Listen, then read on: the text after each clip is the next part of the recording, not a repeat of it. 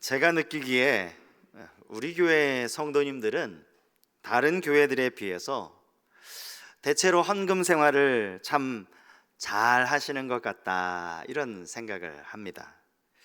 코로나로 인해서 교회 헌금 수입이 약간 줄기는 했지만 그것을 감안한다면 여전히 대부분 성도님들은 참 헌금 생활을 성실히 하고 계십니다. 지금도 많은 교회들이 헌금 시간이 되면 헌금 바구니를 돌리고, 또 주보 한 면에는 헌금하신 분들의 이름을 빽빽하니 적어 놓은 그런 교회들이 있지 않습니까? 사실 우리 교회도 만약에 그렇게 하면 지금보다 헌금 수입이 더 많아질 것이라고 그렇게 제게 알려주신 분들도 계십니다. 사실은 일리가 있는 말씀이죠. 그럼에도 불구하고 제가 이 교회 부임해서 지금까지 아마 헌금에 대한 설교는 한 번도 한 적이 없는 것 같습니다. 헌금을 억지로 강요함으로 해서 그렇게 헌금이 늘어나는 것, 그것이 그렇게 바람직하다고 생각되지 않기 때문이죠. 정직한 헌금 생활은 자기 믿음의 분량이라고 할 수 있습니다. 처음에는 헌금하는 거 참 어렵죠. 하지만 믿음이 자라다 보면 참 모든 것이 은혜라고, 이게 다 은혜라는 것이 깨달아지면 자연스럽게 헌금 생활도 따라오는 것이라고 저는 그렇게 확신합니다. 여러분, 오늘 본문을 보시면서 또 지금 제가 하는 이야기를 들으시면서 오늘은 목사님이 헌금 설교를 좀 하려고 하시나 보다, 그렇게 생각하실지도 모르겠어요. 하지만 이 본문은요, 엄밀하게 말하면 헌금 많이 하라는 주님의 가르침이 아닙니다. 당연히 오늘 설교도 헌금을 강조하는 설교가 아니라는 사실을 먼저 제가 말씀을 드리고 싶고요. 먼저 오늘 본문을 가만히 보시면 이 본문에서 우리가 오해하는 구절들이 있습니다. 20절에 나오는 말씀, 보물을 하늘에 쌓아두라 라는 말씀이죠. 여러분들은 보물을 하늘에 쌓아두는 것이 도대체 어떤 말씀이라고 이해하고 계십니까? 하늘에 쌓아두는 것은 무엇이고 또 땅에 쌓아두는 것은 무엇입니까? 교회에 헌금을 많이 하는 것은 하늘에 쌓아두는 것입니까? 반대로 돈이 생길 때마다 통장에 꼬박꼬박 열심히 저축하는 것은 땅에 쌓아두는 것일까요? 그렇지 않습니다. 본문의 앞뒤 문맥을 보시면 이것이 백성들에게 헌금 생활을 강조하는 이야기가 아니라는 걸 금방 알 수 있습니다. 사람들에게 헌금 많이 하라고 이 말씀을 가르치신 것이 결코 아니기 때문에 우리가 이 구절을 오해하면 안 된다는 거예요. 또 하나 본문에서 우리가 오해하고 있는 것이 뭐냐 하면, 주님이 이 재물에 대해서, 물질에 대해서 부정적으로 말씀하셨다라고 생각을 하는 겁니다. 너희가 하나님과 재물을 겸하여 섬기지 못하느니라. 여러분, 이 구절은요, 물질을 악하다고 말씀하신 것이 아닙니다. 재물을 하나님과 동등된 위치로 놓는 것, 이것에 대해서 경고하시는 말씀이지, 재물 자체가 무조건 악한 것이 아니죠. 성경에 보시면 돈을 사랑하는 것이 문제지, 돈이 뭐가 문제입니까? 돈은 선도 아니고 악도 아닌 것이죠. 주님이 하신 말씀을 이제 하나씩 좀 생각해 보려고 하는데요. 첫 번째로는요, 주님이 보물을 하늘에 쌓아두라, 이렇게 말씀을 하셨어요. 보물을 하늘에 쌓아두라. 그러면서 먼저는 보물을 땅에 쌓아두지 말아라, 이 말씀을 먼저 하십니다. 땅에 쌓아두지 말라고 말씀하신 이유가 뭡니까? 땅에 쌓아둔 보물은 결국에는 아무 쓸모가 없게 될 것이기 때문이라는 거예요. 그 보물이 좀 먹든지, 아니면 동록이 생기든지, 아니면 도둑이 아예 훔쳐가든지 그렇게 될 것이라는 거예요. 이 말씀은 있지도 않은 이야기를 주님이 만약에 이 가상해서 지어서 하신 말씀이 결코 아닙니다. 당시 사람들 사이에서 일반적으로 실제로 일어나는 일들을 주님이 이렇게 비유로 말씀을 하신 거예요. 요즘처럼 돈 있으면 가까운 은행 가서 저축할 수 있는 그런 상황이 아니었기 때문에 당시 사람들은 보물을 가지게 되면 그것을 집안 깊숙한 곳에 보관을 한다든지 아니면 땅 속에 숨기고는 했다라는 거예요. 근데 시간이 지나고 나면서 가만히 보면 이 좀벌레들이 이 보물을 갉아먹는 일이 생기곤 했다라는 거죠. 동록이 해야 한다, 이 구절을 다른 성경을 보면 녹이 쓴다 이렇게 번역을 하고 있어요. 녹이 쓴다라는 거죠. 곰팡이가 피게 된다라는 겁니다. 보물의 가치가 완전히 땅에 떨어져 버리는 거죠. 가치에 엄청난 손상을 입게 되는 것이죠. 때로는 아예 도둑이 벽을 뚫고 그걸 훔쳐가는 일까지 벌어집니다. 가만히 생각해 보면요, 도둑이 훔쳐가는 것은 그렇다 치더라도 좀이나 동록이 해야 하는 경우, 여러분 이게 누구 책임입니까? 주인의 관리소홀 책임이라는 거예요. 어느 누구에게 가서 이것을 손해배상을 청구할 수가 없는 겁니다. 이 보물이 그대로 내버려 두면 좀 먹을 수 있다라는 거, 녹슬 수 있다라는 거, 그걸 미처 깨닫지 못한 주인의 관리소홀의 책임이 있지 누구의 책임이겠냐는 것이죠. 그래서 주님이 말씀하시는 겁니다. 땅이 아니라 하늘에 쌓아둬라. 거기는 앞에 나온 이 세 가지로부터 안전하게 보호받을 수 있는 곳이다, 그렇게 말씀을 하시는 거죠. 과연 그러면 보물을 하늘에 쌓아둔다는 말이 무엇인가, 그 의미를 알아야 되겠죠. 자, 누가복음 12장 33절 말씀을 보면 주님이 이렇게 말씀하시는 장면이 나와요. 누가복음 12장 33절 말씀이요. 너희 소유를 팔아 구제하여 낡아지지 아니하는 배낭을 만들라. 곧 하늘에 둔 바 다함이 없는 보물이니 거기는 도둑도 가까이 하는 일이 없고 좀도 먹는 일이 없느니라. 주님이 도둑 이야기를 하시고 좀 먹는 이야기를 하시는 것을 보면 누가복음 이 말씀이 오늘 본문과 병행구절이라는 것을 알 수 있죠. 그러면 누가복음에 의하면 보물을 하늘에 쌓아두는 것이 무엇입니까? 이 땅의 재물을 가지고 구제하는 일에 사용하는 거예요. 구제하는 일에 쓰면 낡아지지 아니하는 배낭을 만드는 것이다, 이렇게 말씀을 하시는 것이죠. 여러분 마태복음 19장에도 보면요, 한 청년이 예수님을 찾아와서 이렇게 묻는 장면이 나옵니다. 선생님, 제가 무슨 선한 일을 하여야 영생을 얻을 수 있겠습니까? 그는 영생에 대한 관심을 가지고 있었습니다. 영생이 무엇인가 단순한 호기심이 아니에요. 이 영생을 얻고자 하는, 어떻게 하여 영생을 얻겠습니까? 얻고자 하는 갈망이 이 청년에게 있었어요. 주님 보실 때 이 청년 참 귀한 청년이죠.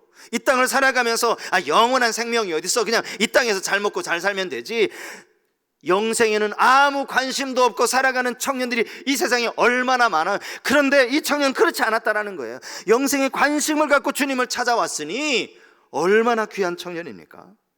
주님이 이 청년에게 계명을 말씀하세요. 계명을 지키라고. 그러자 이 청년의 말이 주님을 또 한 번 놀라게 만들었어요. 뭐라고 말하는 겁니까? 선생님, 저는 그 계명들을 지금까지 이 모든 것들을 지켜왔습니다. 이 말을 하니까 예수님 깜짝 놀란 거죠. 주님은 그 청년에게 나를 따르라 이렇게 말씀을 하세요. 여기 나를 따르라 라는 이 말씀은요, 예수님이 세간에 앉아있는 마태를 제자로 부르실 때 하셨던 똑같은 말씀이에요. 나를 따르라, 내가 너를 제자로 삼을 테니 나를 따르라. 그와 똑같은 말씀을 이 부자 청년에게 하신 거예요. 그러면서 먼저 이 말씀을 하시죠. 중요한 말씀을 하셨어요. 마태복음 19장 21절 말씀입니다. 예수께서 이르시되 내가 온전하고자 할진대 가서 내 소유를 팔아 가난한 자들에게 주라. 그리하면 하늘에서 보화가 내게 있으리라. 그리고 와서 나를 따르라 하시니. 어떻게 하늘에 보화를 쌓는다는 거예요? 소유를 팔아 가난한 자들에게 나눠주라. 그러면 하늘의 보화가 쌓일 것이다. 참 예수님 우리 생각과 좀 달라요. 네가 정말 영생에 대해 관심이 있다면 너 나한테 오되, 너 집 한 거 나한테 가지고 와. 내 제자가 되려면 그거 나한테 가지고 와야 돼. 그렇게 말씀하실 수 있을 것 같은데 예수님 그렇게 말씀하지 않았어요. 그거 팔아서 가난한 자들에게 나눠줘, 그렇게 말씀을 하신 거예요. 바울도 디모데전서에서 이와 비슷한 권면을 하고 있습니다. 디모데전서 6장 17절 이하의 말씀입니다.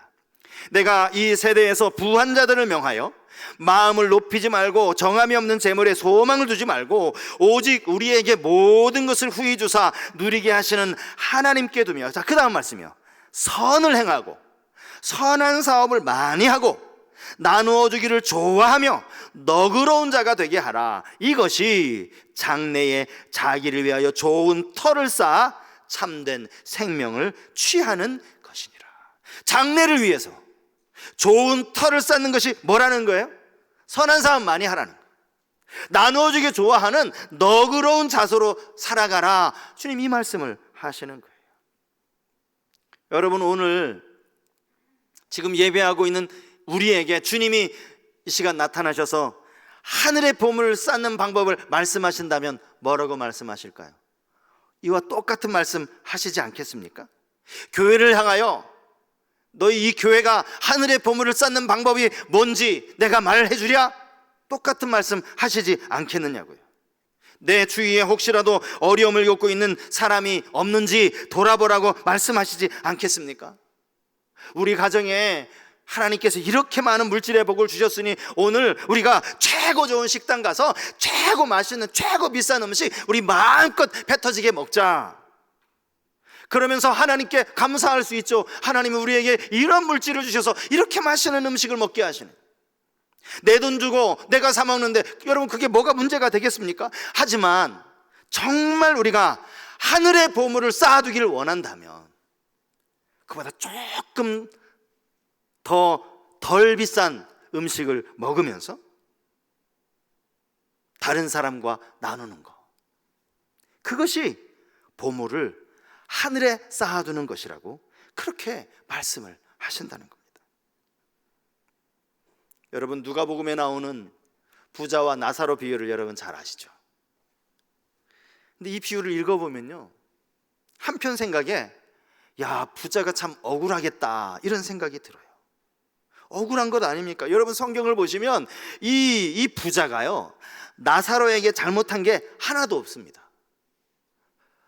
거지 나사로가 거지가 된 것이 이 부자 잘못이 아니라고요. 부자가 그가 어떻게 재산을 모았는지 그 재산 모으는 과정에 대해서 성경은 말씀하고 있지 않지만 그가 결코 남의 재산을 빼앗아서 부자가 된 것이 아니라는 거예요. 그런데요, 이 부자가 나사로에게 잘못한 게 하나도 없는데 죽은 다음 이 부자가 음부에 내려가요. 음부에 물 한 방울 이 혀를 서늘하게 해달라고 그렇게 아브라함에게 부탁하지 않습니까? 그렇게 고통을 당하는 거예요. 부자가 나사로에게 무슨 잘못을 했다고? 잘못한 게 없거든요. 눈으로 보면 잘못한 게 없어요.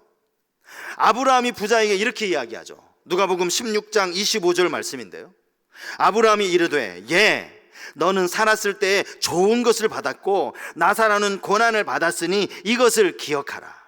이제 그는 여기서 위로를 받고 너는 괴로움을 받느니라. 부자의 문제점이 뭔지 아세요? 나사로 거 빼앗아서가 아니에요. 자기는 돈이 많아서 호화로이 연락하면서 잔치를 즐길 줄 알면서 자기 집 대문 앞에 구걸하는 이 거지 나사로에 대해서 무관심했던 거, 이걸 지금 아브라함이 책망하고 있는 거예요. 부자는 자기 보물을 하늘에 쌓아두는 법을 몰랐던 거예요. 몰랐던 겁니다. 스텔톤이라고 하는 신학자가 이 부자와 나사로 이야기를 이렇게 한마디로 결론을 짓더라고요. 그의 말입니다. 이 부자는 재물만을 사랑하고 하나님 사랑과 이웃 사랑에 무관심한 죄 때문에 정죄받았다. 정죄받은 거예요. 무관심한 죄 때문에. 보물을 하늘에 쌓아두라 라는 말씀의 의미가 바로 이렇다라는 거예요. 주님이 두 번째로 하신 말씀은 성한 눈을 가지라 라는 말씀이에요. 성한 눈을 가져라. 22절 말씀부터 보면 이제 눈에 대한 말씀을 하시는데요, 여기 눈이 성하다라는 이 말은 단순히 뭐 시력이 좋다라는 그런 의미가 아니죠. 여기 사용된 이 성하다라는 라고 번역된 헬라어는요, 단순하다, 순수하다, 더 나아가서 관대하다, 이런 뜻을 가진 단어입니다. 눈이 성하다는 말은요, 마음이 건전해서 신령한 상태를 유지하다, 뭐 이런 의미라고 합니다. 반대로 나쁘다라는 거 마찬가지겠죠. 시력이 좋지 않다, 그런 의미가 아니라 여기 나쁘다라고 번역된 단어는 악하다라는 뜻이 담겨 있어요. 더 포괄적으로 보면 인색하다, 이기적이다, 이런 것을 의미할 때 사용되는 단어라는 거예요. 눈이 성하면 온 몸이 밝을 것이지만 눈이 나쁘면 온 몸이 어두울 것이다. 이것은 재물을 바라보는 우리의 관점에 대해서 말씀하시는 거예요. 이 관점이 진짜 중요하다는 것이죠. 단순하고 관대한 마음으로 재물을 바라보는 사람, 악착 같은 이기심으로 조금이라도 돈을 더 벌려고 하는 그런 관점으로 재물을 바라보는 사람, 완전히 다르다는 그런 의미의 말씀을 하고 계시는 거예요. 23절 말씀에서 내게 있는 빛이 어두우면 이라고 말씀하시는데, 여러분 어떻게 빛이 어두워질 수 있습니까? 재물에 집착하게 되면 어두워질 수밖에 없는 거예요. 오직 세상의 것만 추구하다 보면 어두워질 수밖에 없는 거예요. 등불과도 같은 빛이 가려지는 거예요. 그러면 결과는 치명적일 수밖에 없고 절망적일 수밖에 없다라는 말씀이에요. 여러분, 우리가 뭐 자주 사용하는 이런 말 여러분 많이들 들어보셨을 거예요. 내가 재물에 눈이 어두웠다고, 그런 표현 쓰잖아요. 내가 돈에 눈이 어두웠다고. 우리가 그런 말을 쓰거든요. 돈에 빠지면, 거기에만 집중하게 되면, 재물에 얽매이게 되면 다른 것 말고, 이 재물 말고는 아무것도 안 보이는 거예요. 그래서 눈이 멀었다라는 표현을 쓰는 것 아닙니까? 재물에 눈이 어두워지면 여러분 생명의 가치도 한없이 가볍게 여겨질 수밖에 없는 거예요. 최근에 뉴스 여러분 다 보셨을 거예요. 보험금을 노리고 남편을 저 가평의 계곡으로 가서 뭐 밀어서 떨어뜨렸는지, 뭐 한번 다이빙을 하라고 그랬는지, 어쨌건 간에 수영을 하지 못하는 남편이 막 허우적 거리는데 방치해뒀어요. 죽인 거나 마찬가지죠. 사랑하는 남편인데, 결혼을 한 남편인데 보험금 때문에 그랬다는 것 아닙니까? 이 뉴스는요 꽤 오래됐어요. 근데 지금도 저는 생각만 하면 끔찍해요. 10살짜리 아들, 요즘으로 치면 초등학교 3학년 되겠죠? 10살짜리 되는 아들의 손가락을 아버지가 잘랐어요. 왜요? 보험금 달려고. 이제 초등학교 3학년짜리가 아들을 어떻게 그럴 수 있는가 싶어요. 왜 그런 겁니까?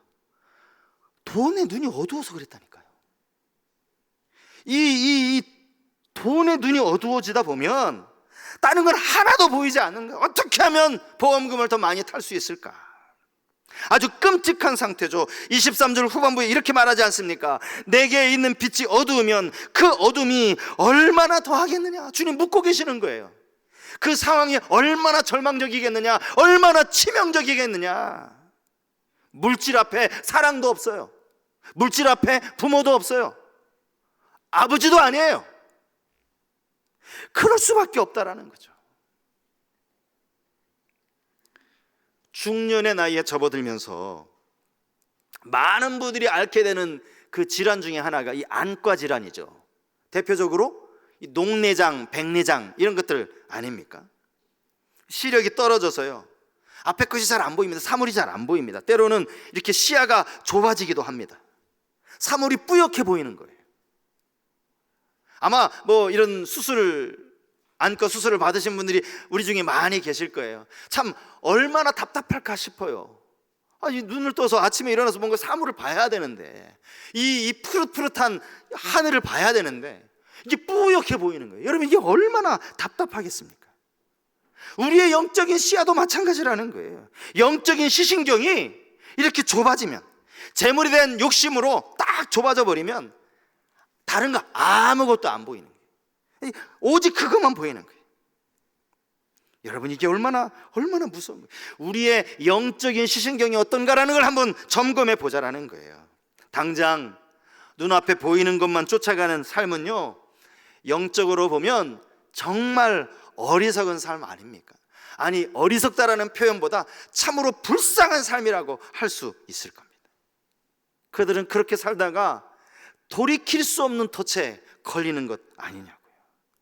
그러므로 눈이 성하라라는 이 말씀, 성한 눈으로 생활하라라는 이 말씀은 우리의 영적인 시야가 흐려지지 않았는지 조심해라, 그런 의미의 말씀입니다. 마지막 세 번째로 주님은 하나님만을 주인으로 섬기라, 이렇게 권면하십니다. 하나님만을 주인으로 섬겨라. 본문 24절 말씀입니다. 한 사람이 두 주인을 섬기지 못할 것이니 혹 이를 미워하고 저를 사랑하거나 혹 이를 중히 여기고 저를 경히 여김이라. 너희가 하나님과 재물을 겸하여 섬기지 못하느니라. 주님은 이 말씀에서 우리가 가질 수 있는 우리의 생각, 그 생각이 틀렸다라고 말씀하고 계세요. 우리가 무슨 재물을 섬기기는 뭘 섬기냐고. 재물은 그냥 내가 가지고 그것을 내 필요에 따라 쓰는 거지, 내가 무슨 재물을 섬기느냐고. 아니, 그것을 어떻게 하나님을 섬기는 것과 이것을 동등하게 놓을 수 있느냐고. 이 둘은 서로 별개 아니냐고. 우리 얼마든지 그렇게 생각할 수 있어요. 그런데 주님은 아니라는 거예요. 아니라는 거예요. 절대 그럴 수 없다라고 말씀하고 계시는 겁니다. 다시 한번 말씀드리지만 여러분, 재물을 섬긴다는 것이 저축하지 말라는 의미 절대 아니에요. 노후를 위해서 준비하는 거 잘못된 게 아닙니다. 다만 재물을 모으는 것을 인생의 목적으로 삼지 말라는 거예요. 재물을 하나님 섬기듯 섬기지 말라는 거예요. 그러면 여전히 우리 안에 내가 재물을 섬긴 적 없다니까요. 무슨 말씀을 하시냐고. 나 절대 재물 안 섬겨. 여러분, 이 섬긴다는 것이 뭐 여러분들이 이렇게 돈다발 앞에 놓고 거기에 절한다는 그런 섬기는 게 아니잖아요. 황금 만능주의라는 말, 뭐 우리 잘 사용하는 말이죠. 황금 만능주의. 이건 어제 오늘 이야기가 아니에요. 정말 우리나라가 가난하고 먹을 것이 없어서 돈 좀 많았으면 좋겠다, 그러면서 그렇게 돈을 벌기를 간절히 추구했던 때, 그때도 황금 만능주의라는 말을 사용했어요. 시대가 많이 지났죠. 지금은 과거 시대보다는 훨씬 더 삶이 윤택해지지 않았습니까?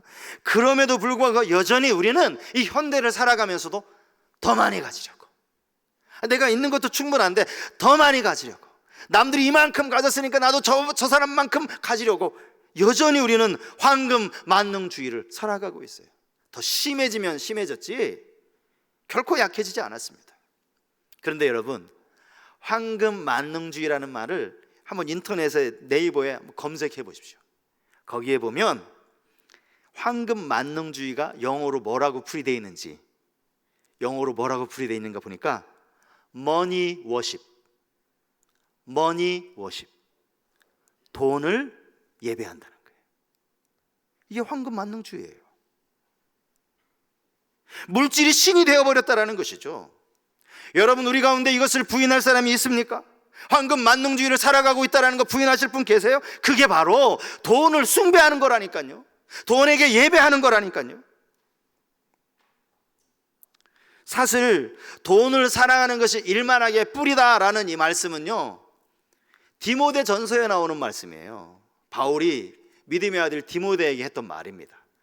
그런데 바울이 디모데 전서를 쓸 당시 연도가 여러분 대략 몇 년도인지 아십니까? AD 63년이에요.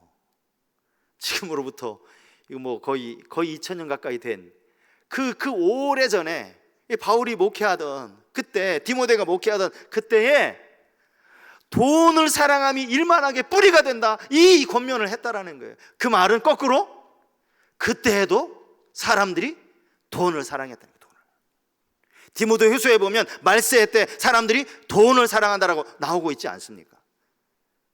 그때에 비하면 오늘은 여러분, 이 돈이 그야말로 만문신이 되어버리지 않았습니까? 모든 사람이 다 숭배하는 그 신. 개인적으로 뿐만 아니라 교회적으로도 저는 보물을 하늘에 쌓아두는 것이 정말 중요하다라고 생각을 합니다. 우리 성도님들이 정성껏 하나님 앞에 드린 그 예물을 그거 그냥 우리 교회만을 위해서, 우리 건물 관리하고 또 뭐 필요한 거 사고 우리만을 위해서, 우리 배불리려고 그렇게 사용할 것이 아니라, 그렇게 끝낼 것이 아니라, 우리도 보물을 좀 하늘에 쌓아두자고요. 하늘에. 여러분, 사실은 코로나 전까지만 해도 여러분 다 아실 거예요. 우리 교회가 매달 마지막 주에 우리 집사님, 권사님들이 주방에서 열심히 정성껏 음식을 이제 준비해가지고 그것을 주변 그 어르신들 또 기관에 반찬 봉사를 했잖아요. 반찬 봉사를. 근데 이제 이 코로나가 딱 생기면서 주방을 아예 사용할 수 없게 되는 바람에 뭐 그렇게 해서 이제 끊어지게 됐죠. 그런데 그렇게 이제 코로나가 다시 조금씩 회복되면서 우리 봉사위원회에서 아주 좋은 방법을 하나 생각해냈어요. 그게 뭐냐 하니까 이 주변에 소년소녀 가장, 경제적으로 정말 어려운, 공부해야 하는데 문제집 살 돈이 없는 그런 어려운 그런 소년들, 청소년들을 좀 돕자. 너무 좋은 생각을 가지고, 아이디어를 가지고 이미 이걸 지금 준비하고 있어요.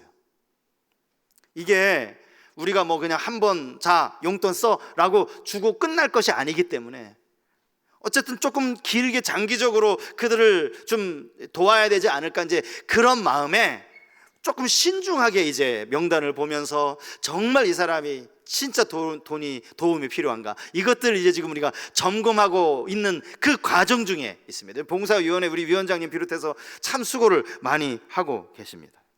너무 귀한 일이라는 생각이 들어요. 여러분, 이 일을 위해서 여러분 기도해 주십시오. 그분이 교회, 그 친구가 교회를 다니건 안 다니건 상관없어. 아니, 교회 안 다니면 더 좋죠. 전도할 수 있는 기회가 되니까. 우리가 이렇게 연약한 이들을 돕는 것이 보물을 하늘에 쌓아두는 거야. 하늘에. 사실 우리 교회 지금 형편에 아직 다 빚도 못 갚았어요. 또 말씀드린 것처럼 코로나 때문에 헌금 수입도 줄었어요. 어떻게 생각하면 빚 갚는 게 먼저고, 우리 먼저 이 줄은 수입 가지고 우리 먼저 어떻게든 잘 살아가는 게 먼저일 수 있습니다. 하지만 조금 아껴서 주변에 연약한 이들을 돕는 게, 이게 하늘의 보물을 쌓아두는 거라니까요. 여러분, 이 일에 여러분 기도해 주시기 바랍니다. 기쁨으로 동참해 주고 계세요. 몇 분이요, 헌금 하실 때마다 꼭 이렇게 구제 헌금을 조금씩 하시는 분들도 계시더라고요. 전 감사해요. 교회가 여전히 이 구제를 끊이지 않고 할 수 있다는 것, 얼마나 감사한 일입니까? 이 일을 위해서 여러분 꼭 기도해 주시고, 정말 도움이 필요한 이들에게 교회로 인하여 도움이 갈 수 있도록 여러분 기도해 주시면 참 좋겠습니다. 여러분, 우리는 결코 두 주인을 섬기지 않을 겁니다. 어떻게 두 주인을 섬깁니까? 우리는 당연히 하나님만을 주인으로 섬길 것입니다. 이 세상 그 무엇과도 바꿀 수 없는 그 주님을 더 많이 사랑하는 그러한 우리 성도님들 되실 수 있기를 바랍니다. 신명기 8장 18절 말씀 설교를 마무리하면서 우리 이 성경 구절을 다 같이 한번 읽었으면 좋겠습니다. 신명기 8장 18절 말씀입니다. 우리 한번 같이 읽겠습니다. 내 하나님 여호와를 기억하라. 그가 내게 재물 얻을 능력을 주셨습니다. 이같이 하심은 내 조상들에게 맹세하신 언약을 오늘과 같이 이루려 하심이니라. 하나님이 어떤 분이라는 거예요? 우리에게 재물 얻을 능력을 주시는 분. 여러분, 우리가 그걸 아는데 어떻게 재물을 섬길 수가 있습니까?